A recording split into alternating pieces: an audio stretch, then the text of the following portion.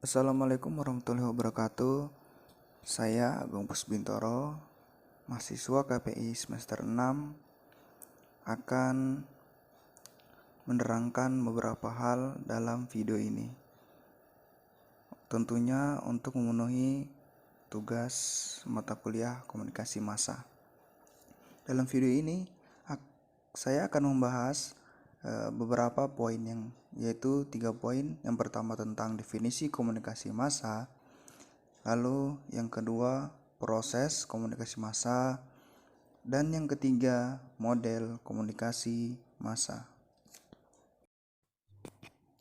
Kita melangkah ke poin pertama, yaitu definisi komunikasi massa. Komunikasi massa adalah jenis komunikasi yang ditujukan kepada sejumlah khalayak yang tersebar, heterogen, dan anonim melalui media cetak atau elektronik, sehingga pesan yang sama dapat diterima secara serentak dan sesaat.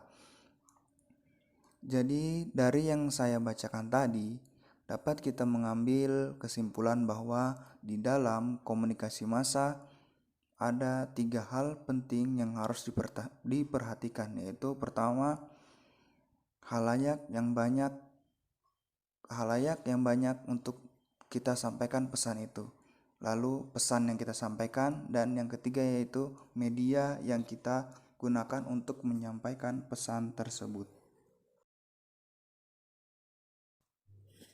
Itu tadi penjelasan tentang atau garis besar dari komunikasi massa itu sendiri. Lanjut ke beberapa pendapat para ahli tentang komunikasi massa. Yang pertama yaitu adalah A.G. Ekawanswaryanta.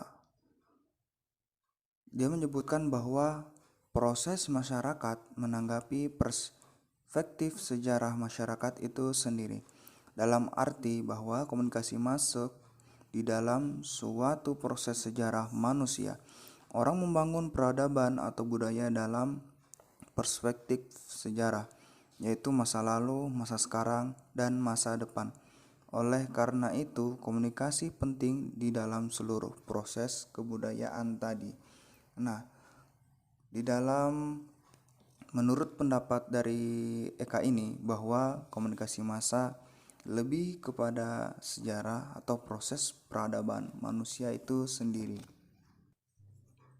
Sekarang kita melanjut kepada ahli yang kedua, yaitu Elizabeth Neumann, yang membedakannya dengan komunikasi interpersonal, yaitu pertama, bersifat tidak langsung, artinya harus melalui media teknis. Kedua, bersifat satu arah, artinya tidak ada interaksi antar peserta komunikasi. Dan yang ketiga, bersifat terbuka, artinya ditujukan kepada publik yang tidak terbatas dan anonim. Keempat, memiliki unsur publik yang secara geografis tersebar. Dari ahli yang kedua ini, dari menurut Elizabeth, bahwa komunikasi massa ini lebih kepada atau lebih bersifat tidak langsung atau melalui perantara media. Kemudian lanjut kepada ahli yang ketiga. Menurut Georg Gilben memberi pengertian komunikasi massa dengan sebuah definisi singkat, yaitu sebagai produksi dan distribusi yang berlandaskan teknologi dan lembaga dari arus pesan yang berkelanjutan serta paling luas dipunyai orang dalam masyarakat. Itulah industri. Tadi penjelasan dari beberapa ahli tentang definisi komunikasi massa. Lanjut kepada inti materi kita yang kedua, yaitu proses komunikasi massa. Proses komunikasi massa, gejala umum yang dapat dilihat dari suatu proses adalah bahwa proses merupakan suatu peristiwa yang berlangsung secara kontinu, tidak diketahui kapan mulainya dan kapan akan berakhirnya.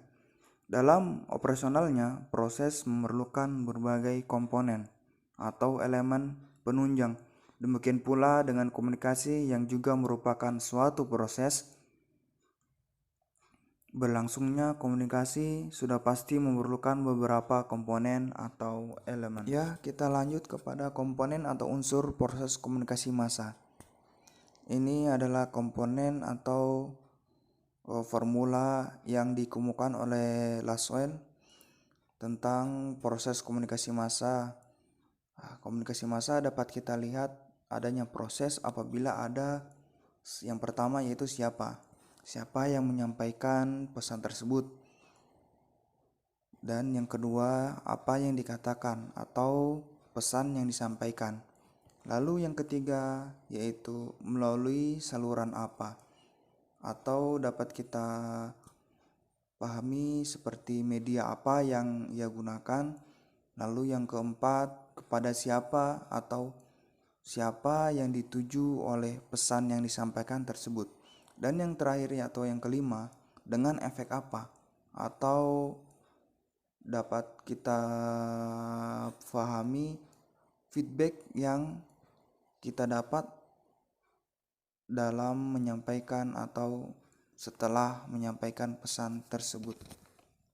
Ya, itulah tadi penjelasan dari Laswell atau komponen dari komunikasi massa. Lanjut ke materi inti yang kedua tentang model komunikasi massa. Model komunikasi massa adalah sebuah konsep yang menjelaskan proses dan makna dari komunikasi massa. Ada 4 elemen yang mendasari dibuatnya sebuah model komunikasi massa. Yang pertama yaitu audiens, yang kedua pesan, yang ketiga kondisi geografis antara audiens dan komunikator, dan yang keempat media massa. Ya, berikut ada beberapa model dari komunikasi massa. Saya mengambil 4. Yang pertama yaitu model alir 2 tahap atau aliran 2 tahap. Model yang diperkenalkan oleh Joseph De Vito pada tahun 97. Ini menjelaskan bahwa peran media massa tidak terlalu besar terhadap masyarakat. Pesan media barulah berarti jika ada opini leader yang terlibat. Hal ini disebabkan opini leader memiliki kemampuan untuk berkomunikasi antar personal dengan audiens. Lanjut ke model yang kedua yaitu model alir banyak tahap. Model alir banyak tahap atau multi-step flow model merupakan pengembangan dari model aliran 2 tahap. Model ini menjelaskan bahwa ada hubungan timbal balik dari media ke khalayak atau yang juga berinteraksi satu sama lain. Kembali ke media, kemudian kembali lagi ke khalayak dan seterusnya. Lanjut ke model yang ketiga yaitu model Melvin de Fleur. Dalam model de Fleur, sumber dan pemancar tidak berada di satu posisi, atau sumber dengan pemancarnya berbeda tahapannya dalam komunikasi massa.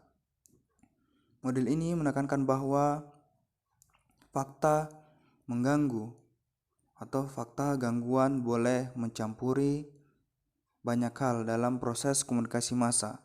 Kesimpulan dari model ini yakni untuk mencapai berbagai pengertian makna pesan antara sumber dengan tujuan.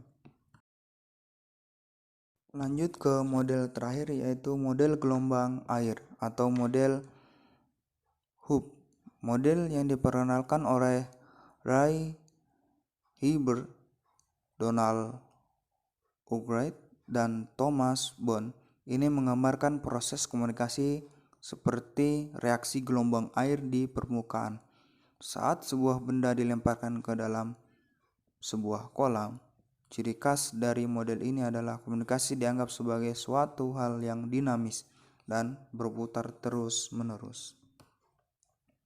Nah, itulah 3 materi yang kita bahas tentang definisi, proses, model komunikasi massa.